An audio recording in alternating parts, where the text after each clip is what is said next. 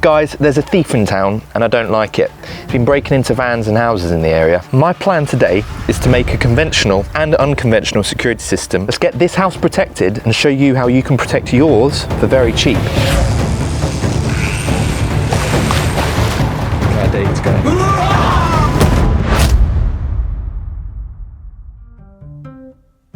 So yeah, there is a crime page that I follow on Instagram. I probably should just not follow it because it's very stressful, but it's always showing crime and van break-ins, especially related to tradies. Now, a lot of them recently have actually been getting closer and closer and closer to the area in which I live. It got me thinking, well, I want to stick up a security system, but I don't want it just to be a normal security system. I want it to be a CCTV system, but then it's got to have that little extra bit of spice. So, bring in my friend Oliver.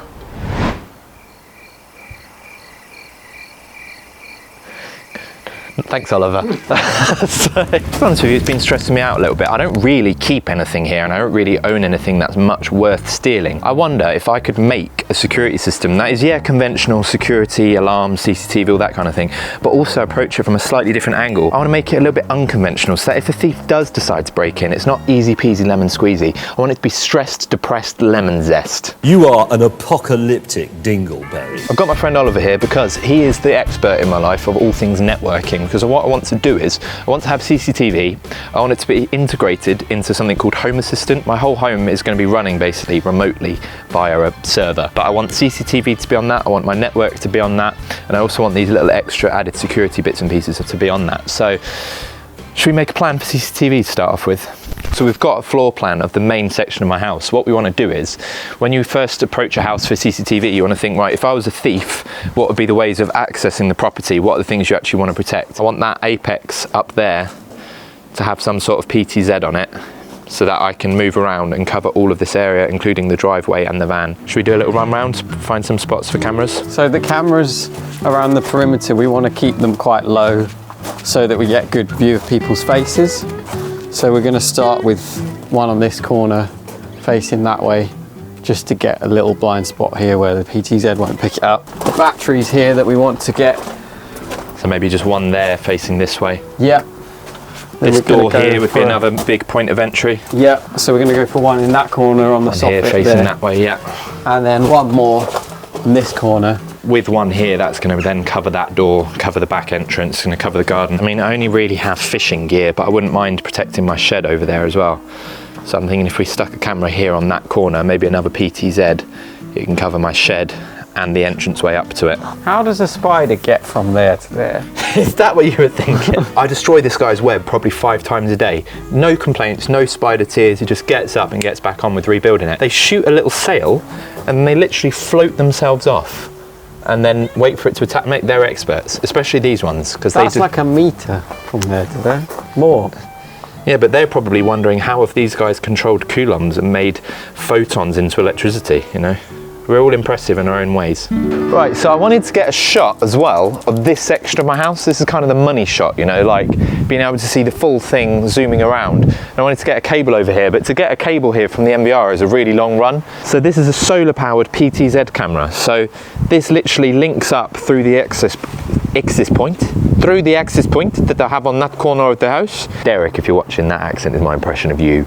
But yeah, that means then that I can beam that wirelessly and I don't actually have to run a cable. And so far, that literally took me about 1 minute to set up and it is working perfectly. And so I can control that just from my phone here. So another option, if you're interested in getting cameras into remote places, check out these Wi-Fi cameras. Welcome to my office. Well, as far as my customers are concerned, I'm in my office because I've got my whole business online. Everything from my website, inquiries, quotes and invoices are all managed on one platform, and that platform is Tradeify. So Tradeify very kindly sponsored this video. Now, if you'd like to get your business online, try out my link below for Tradeify, where you can get 14 days, no credit card details needed, completely free trial, and then 30% off after that. Thank you so much for Tradeify for sponsoring and supporting these videos. Because your office can be anywhere that you have an internet connection. And the final thing that we need is somewhere for it all to come back to, somewhere for the network video recorder to actually be plugged in. So I'm thinking this room here is kind of the plant room in my house. As you can tell, I'm already mid doing work. And it's also probably the deepest room in my house. So you have to go through 3 doors to actually get to this point. I'm thinking just right there, we can mount a network rack. On that network rack, we can have CCTV. Oh, look at that. much as this one. Did you build that one earlier?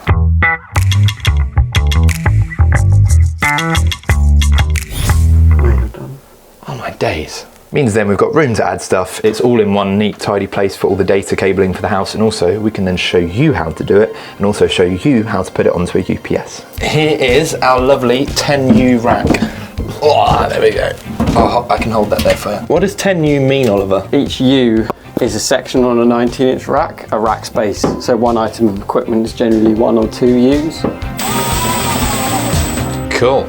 There we go. So now we need to drill holes up into the loft. I'm guessing that is probably the next step, isn't it? Where's your power socket? I'm going to take that off of this because this is basically my off-grid row. So I've got, this is a 15 kilowatt hour UPS, so it's pretty big. This is a separate 15 kilowatt hour UPS. So my network is going to be coming out of that breaker right there. So we just need to come down, along, up there in a piece of tube or whatever, swing around and then... Or we could just go into the loft and drop down. Yeah, well that. Right then, so if you want to check in the loft that route, I will, I'll check from the other side. So Oliver should be just above me. What we want to do is open out 2 holes into the loft here and drill up, but he's just going to check from above to make sure there's no pipe work or joists or anything in the way before we start hacking away at the ceiling in here.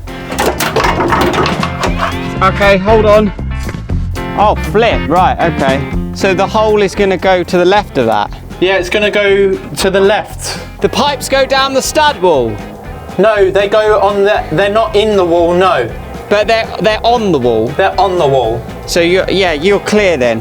All right then, should I drill up now while you're there? Just go steady, because I'm... Yeah, don't hit your feet. Got you.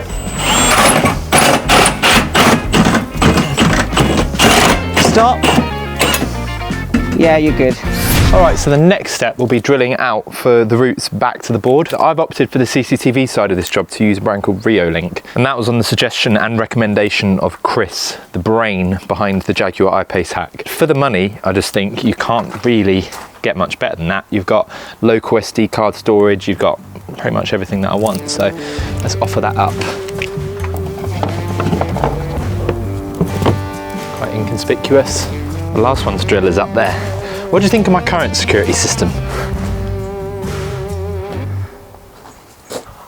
I'll just have to climb up there for this one. It's one of them things where I definitely want to do it at a customer's house, but at my own house, kind of a bit more willing to take the risk. 9 lives at home. Checking about there for the PTZ.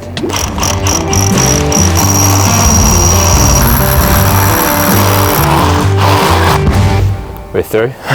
The last thing that we need to get is the doorbell here. So I've got one of these little video intercom doorbells, but it's power over Ethernet, so I need to get an Ethernet cable from here up. But it's just such a difficult route. Like if you come round, this is all steel, and the loft ends here. If we try and take off this front fascia board, I'm gonna see if this is hollow. We could then get a rod up into that space, and then if that's off, drill into that space and then rod through into the loft. But I guess it completely is entirely dependent on whether or not we can get a rod up this fascia. I reckon that's about where the camera needs to go, just there. I would probably go in the middle of that. Out there.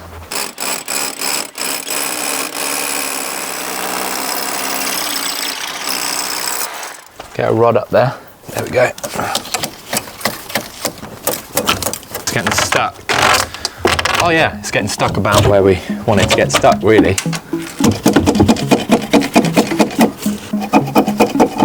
Gonna see if you can get your hand in there. Like, this is inside of the soffit. We've got that brick wall there, that goes into the loft. So I'm hoping we can just kind of rod up into that space and then through. Oh, that broke through. I'm hitting something there. That sounds like I'm hitting the underneath of this fascia board. Oh, I'm waking. Oh. Shall I just... Maybe just... Nah, just leave that. No, you're gonna snap it. Leave it. But it's gonna... I'm worried it's gonna drop off and... Okay. Maybe we should rod down with the ball and chain. Oh, there it is. You found it? Yeah. Yeah. Do you see that? Give it a pull. Oh, yeah, boy. You only had to completely destroy my porch to get to it. No, actually, I think that's It will go back. That's no damage there, apart from well, that. Apart from the bit we damaged, there's absolutely no damage there. You're coming out here. You're coming out here. Ah, crud. You came a little bit too low there. I've got an idea. Wouldn't it be cool if we had some kind of Home Alone style trap here, where if they're at the front door pushing my doorbell and I can go on my phone and see, actually no, I don't want them to be let in, we could spray them with a jet of water from above. Is that psychotic? If we just ran a 10mm micro bore pipe from here back to the nearest cold water source, put a 12-volt solenoid on it and a Shelly relay, adjust that into Apple HomeKit, put that then onto my phone so that I can remote control it, have like a super soaker nozzle with unlimited water supply. So if someone's at my front door trying it, we could spray them with water. That's not going to kill them, is it? Just need to dry off. I say we do it. Let's drill an extra hole through. All right then, here we have the first cable of the system. So we'll run this one out towards the doorbell. So I'll chuck that up into the loft. Now I'll go grab it out the loft and run that one across over to the doorbell. Alrighty, we have got all of the cables run through. So the cables that we're choosing to use are Cat6 cables. For the amount of data that these cameras actually need to send, you'd be fine with Cat5 cable. I've just chosen to use Cat6 to make it a little bit more future-proof. Now we have the fun task of clipping it in the loft. Oh, how on earth is a guy like me supposed to fit through a gap like that?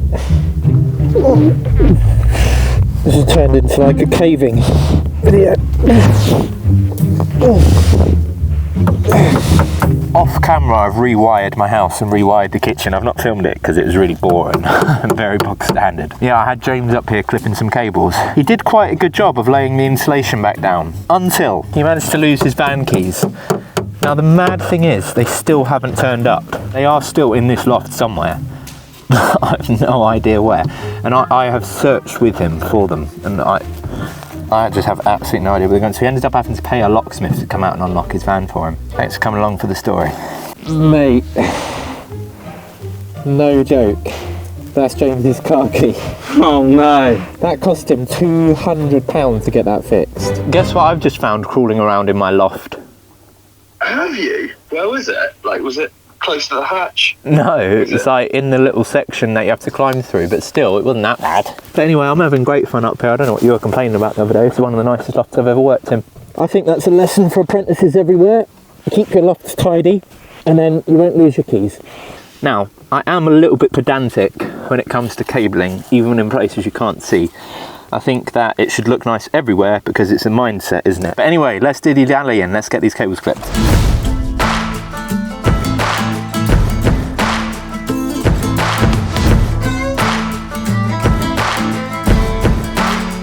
Oliver, Yeah, Do you think you might have forgotten something in here?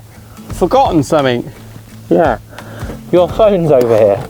Oh, Sounds like a made-up statistic, but it's really not. 100% of the people that work in my loft always enjoy leaving things behind. I don't know if you can tell by how dark it is outside, but that took ages. But we are first fixed. So we have network points here, running up and up into the loft. That socket there is being deleted. You can tell I'm currently living in a construction site, but we have another network point there going to my computer, as well as an AP point there. That is an access point, and another AP here inside what my wife calls the laundry room, but what I call the plant room. So that is enough then to cover the whole house. So we have then throughout the building 2 access points. If you're wondering what an access point is, basically it's a Wi-Fi repeater that is hardwired. So rather than actually having to wirelessly repeat that signal with losses, it's hardwired directly back to the network switch so that you're getting that fresh Wi-Fi signal boosted around your house. It's lovely. So now we've got the bit which is a little bit more exciting, which is doing the rack. It's a nice twin and earth you got there. Look. This, in case you haven't seen it, pre-sleeved twin and earth. How has that not been a thing pre-2024? I will never know. Pretty much the whole of Europe, the whole of the world, Ireland, had that cable. well, the rest of the world was wondering why it wasn't sleeved. Like, when was it ever not? Above the plug socket right there is our BT master socket. So that's this thing here. So that basically is the phone line into the building. And all of these lovely cables are what we've first fixed today. It's been easy, isn't it? Yeah, mostly. Now, being that it's been a long day, I've got a treat for you. This has come all the way from Norway. It's called a quick lunch. Now, the Scandinavians of my channel will understand this, but it is, I just want your opinion on it.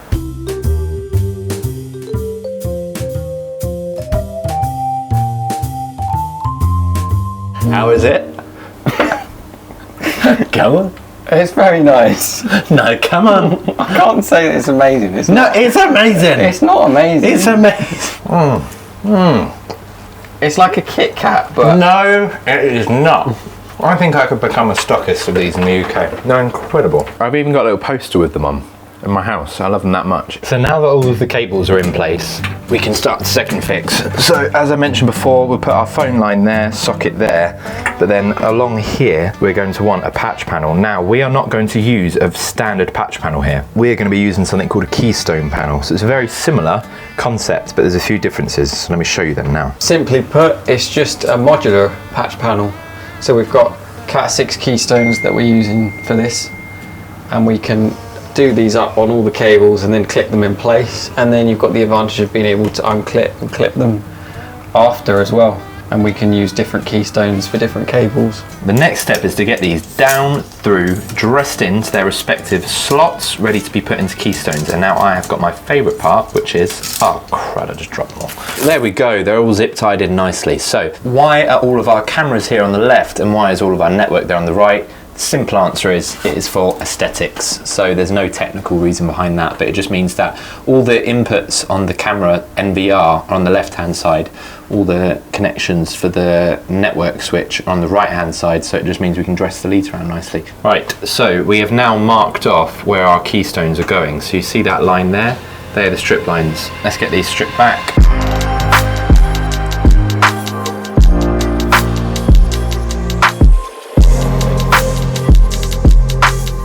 So this is the actual keystone itself here. So this is the jack. So you can see all of the cables push into this section here. First of all, they have to go through this little piece here, which I guess you could call the back plate, the back part of the keystone, I guess. Pop all the wires into their corresponding slots, and then the insulation displacement happens when you put the back plate. And the most important part of this process, really, in terms of not getting signal loss, is making sure we keep the twisted pairs as far into the connection as possible. So you see there how all of the cables are twisted up. What that does is that just helps to prevent crosstalk between all of the pairs. So try and keep that up and it will help you with your connection speeds. There we go, that's a keystone.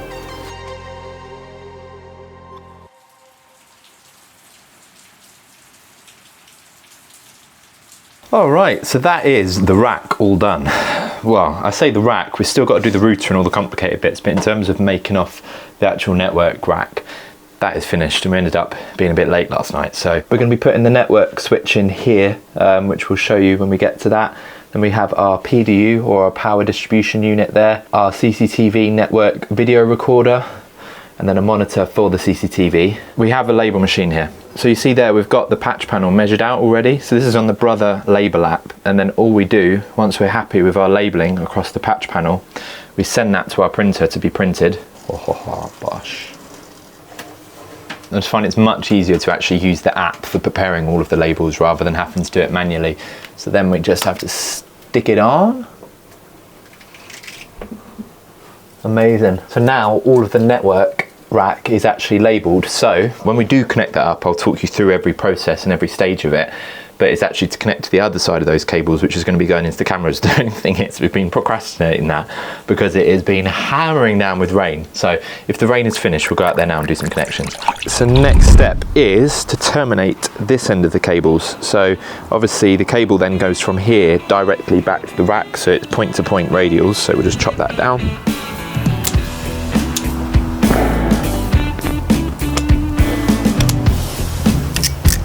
There we go. So the next most important thing to do is to test it. This is the tester that we're using. So it's the Trend VDV2 Pro. Now, this is not like a proper certified tester, but just for what we're doing, it's awesome. I think it's the best one on the market. Do you want to demonstrate it, Ali? We're going to put the remote end into port 2, which is the doorbell that we just terminated. And then what's cool is this one's got time delay referencing. So as soon as we plug that into the doorbell, it's going to tell us how long the cable is. And then what's even better is it connects to the phone, but we'll show you that in a second. There we go, so that's us plugged in. We have our distance, which for some reason this psycho has got it in imperial. Because this is my new one. I don't believe you. And then if we hold the save button for 2 seconds,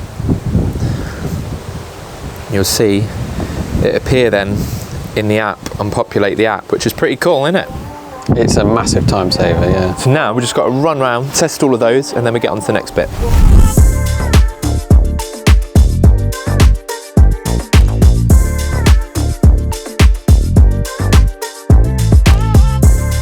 Alrighty, next step. So all of those are tested, terminated, made off. So from here to the various locations for access points, for network sockets and things to plug my computer into, they're tested out and labelled. So the next step then is to wire these into what is called a network switch. So we've got one here. Now, we've opted to use the Draytech Vigor switch. Now, the reason why is I don't really do that much networking. I'm starting to get more into it, starting to offer it to customers, but generally I'm not. So I wanted something that's got good UK support, that if I phone them, they're actually going to pick up, and Draytech are very good for that, and it is a very good offering, it's a very good system, so that's what I'm using here at my house. It's just going to populate 1U. This right here is what is known as a managed switch. What does that mean? We can control some of the settings and how the switch behaves and configure more advanced things like VLANs, which we're not going to do here. An unmanaged device or a dumb switch is what most people will be using, like off of Amazon, which will do the job in most cases. But this is just a bit more professional. We had a delivery. Oh yes, this is my 12-volt solenoid. This little device that I'm holding right here is all part of my master plan. So this is a normally closed solenoid. So what we're going to do is we'll finish off the networking. We'll do a little drawing as well for the networking to explain to you how it actually works. Then we're going to bosh this in.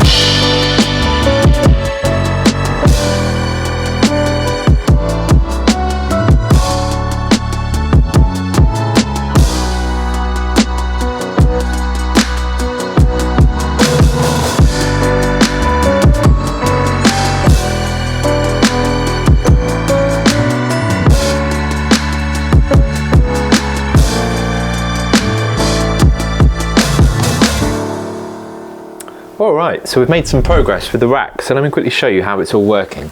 All of the cameras come to the back of this network rack here.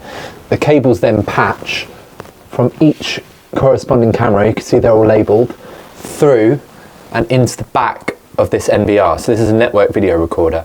This then is given network from our network switch. So our network switch here is plugged into our router, which is at the moment is just this nasty Sky one, but we're going to be getting a better router eventually. That then livens up this network switch, and then from this network switch patched through to all of our various sockets. It is that simple. The cameras get power through the Ethernet, so it's power over Ethernet, so we don't have to run any wires or anything like that. We've opted for red for our data outlets and green for my battery system outside because it's renewable, so I thought that made sense to go green. It is about as simple as that, so there's no point going into real much depth on that. I think CCTV is about the most easy thing that you're ever going to go into. CCTV installers are going to absolutely hate me for saying that, but what is there to it? This is an easy plug and play system, to be fair. But even for a non-plug, what system isn't plug and play?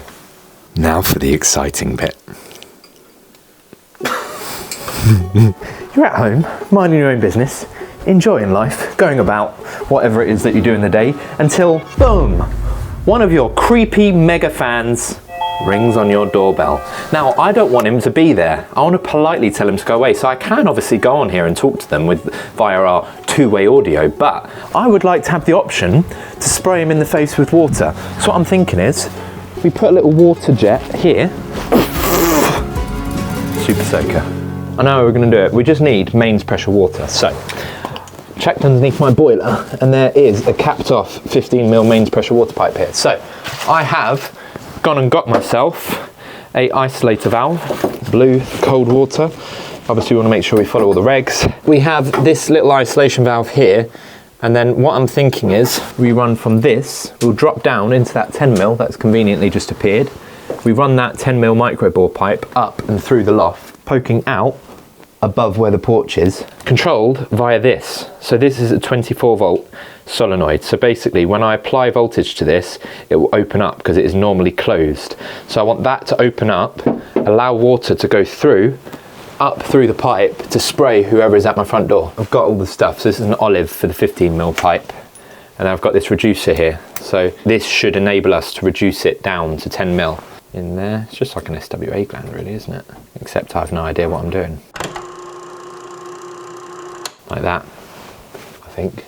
So there's one problem, obviously for plumbers, this is gonna be a very obvious thing, but we need some sort of threaded adapter to put that into the micro bore, because like it comes with this and a Jubilee clip, but there's absolutely no way that I'm gonna trust that to stay watertight. So I need to get some kind of 1/4" adapter that is gonna go in there and is gonna allow that to properly take the micro bore. But I think for now, let's get this pipe run through the loft. Right then, so all the controls are going to be done with this Shelly. Shelly is just a brand of low cost, high quality relays basically, and the crowd of people that are into Home Assistant and home tinkering and that kind of thing are into these because it does power monitoring, it does absolutely everything that you could ever want it to do. It's just a programmable relay. So we're going to need to get cables from here up and into the network rack, and then we're also going to need to get power over into that, and we've got to run that cable. But I don't mind, John, should we rock, paper, scissors? Who goes in the loft? Like, you know, I don't mind. We could, either one of us could just go in the... Right, mate, I tell you what, seeing as you're up here, I'll go pass the pipe up to you. Thanks.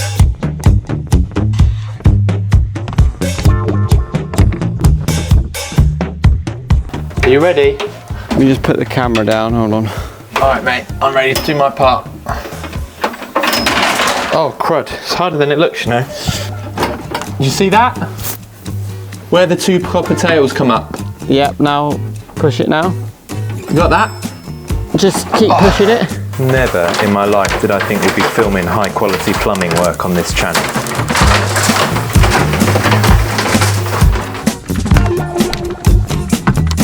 Oh, righty. Let's grab this pipe. Right, mate, ready when you are. Oh, there are some monster spiders in there. Flipping heck. Spider or a bear? I don't know.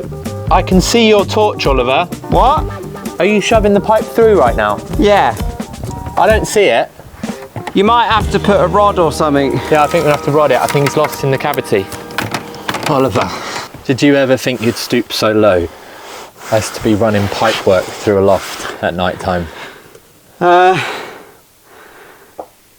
No. I'm gonna poke this rod through to you, right? Have you got the pipe in the way still? Use that, slide the cable down that. I can't actually, it's too big. Is the other side smaller? The rod? No, the other side's bigger. But the other side's got a thread on it, right? All right, I'll try the other side. I'm gonna win an award here for the worst camera work in the history of camera work. I'm gonna push it down. Do you reckon I could poke your eye with this? Probably. But let me keep the tension on it, yeah? Yeah, we're through. Cool. Yes. There we have it. Maybe our 10mm pipe. Beautiful. Alrighty, so I have popped the Shelly relay in just here. So basically it goes through the breaker to power up the actual Shelly itself, and then linked out, I've put my network switch through it as well. Obviously this board is still a work in progress, but it goes power to the Shelly relay, and then out of the Shelly relay it goes into this 24 volt driver that we have, and then out of that 24 volt driver into this normally closed solenoid. So I guess the question is, can we make it remotely do something? So if I pair to that Shelly, add device, put it on the Wi-Fi. Oh, we can't do that right now, I'll do that later. Why is it not picking, oh, hold on a minute, it's not picking up the LAN because... the switch is off. So is there no option to turn the Shelly on? No, not on here. We're gonna have to link it out, because until the network comes on initially. That's really annoying. There we go, we've got the device added, so let's make it Ironically, look, you've got a little water tap there, so we'll add that. I don't see it doing anything. In fact, that sounded like a brakey click. No, do it again. Do you think it needs pressure to actuate it? Maybe. That works. Yes! Ah! What? Mate, that is instant. That is instant. We have a controllable solenoid from my phone, so I just need to plumb that into there and then put a nozzle on the other side, and then we should have a working water-powered security alarm. And now I'm thinking I've done it, we should put these all around the house, because there's a cat that keeps pooping on my stones. Alrighty, it's a new day. So the plan is to connect up that pipe here. So I'm going to put a little isolator valve on it, but first of all I need to drain down my plumbing system. Such a stupid place for an isolator. There we go. Got a pipe cutter. It's probably going to get a bit moist in here, I reckon. No, gravity's on our side.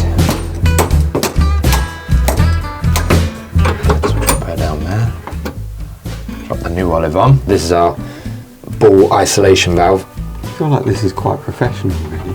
I reckon we should become plumbers. Oh, that's tight. Right, next step, we need to connect up some 10mm pipe to go up to the solenoid, don't we? All right, so we're gonna need an insert so we don't crush the pipe. We need that, then we're gonna need, I'm guessing it goes that way.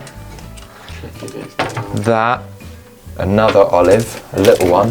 We need that, and then it's going to need that, and then that should work. I hope I got that the right way round. Surely it clamps around onto the olive like that. This is something we probably should look up on YouTube, see how it's actually done. I'll just try and give it a turn and see. That feels tight. I'm going to pass this up to you. Got to say, I'm happy with that. When the electrical business fails, I reckon we should go into plumbing. I don't know if you realise this, a lot of people already know this, but plumbers are actually failed electricians. And plasterers are failed plumbers. So yeah, like, you know, everyone starts there and then falls their way down the ranks. Shut it on. Yeah, I reckon that'll do. Let's get the solenoid up the top. Okay, we have our very professional solenoid mounted up. Now we need to figure out how to actually connect this in. Got some PTFE tape. My only worry is because it's probably the same as electrical tape, people that aren't electricians don't realise that there's massive differences in qualities between different brands of electrical tape. And the fact that that came free with the Chinese solenoid tells me that this is probably terrible PTFE tape. I'm not experienced enough to know that. You get like liquid PTFE tape now, even from CT1. I have no idea if I've used too much or too little.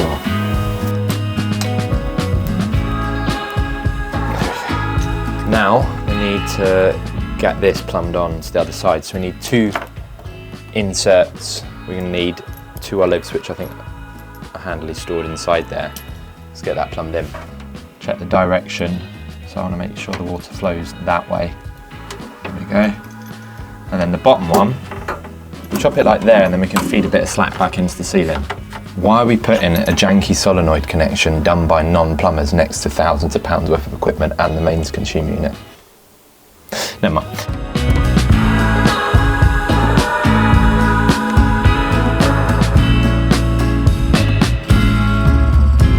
The Reolink, I've got to say, I'm very pleased with. I went for it on Chris's recommendation and I've not been let down. I've tested it out last night. The night vision is awesome, the 2-way audio is awesome. The price point for them is insane. Like, that doorbell is about £75 in the UK, so it absolutely smashes the competition out of the water in terms of pricing. The Draytech also is working really, really well. So massive thank you to NetXL for sorting us out with the Draytech gear and also the Shelly relays. I'll leave their link below as well. Next day delivery, amazing service. All right, now it's the magic moment. So point it away from me and the expensive camera. So let's test this out. I've got the app here. If I switch it on, it should theoretically Feel something. That's slow.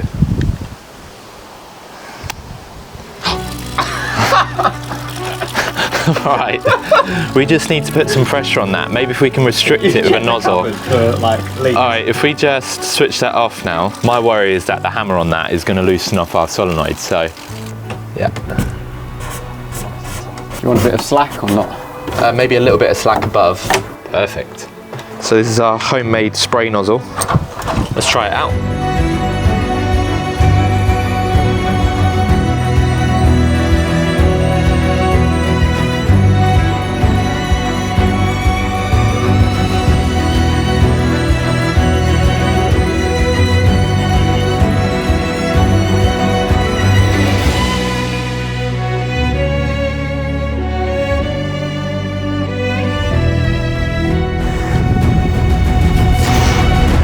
The last time I'm going spearfishing with Corey.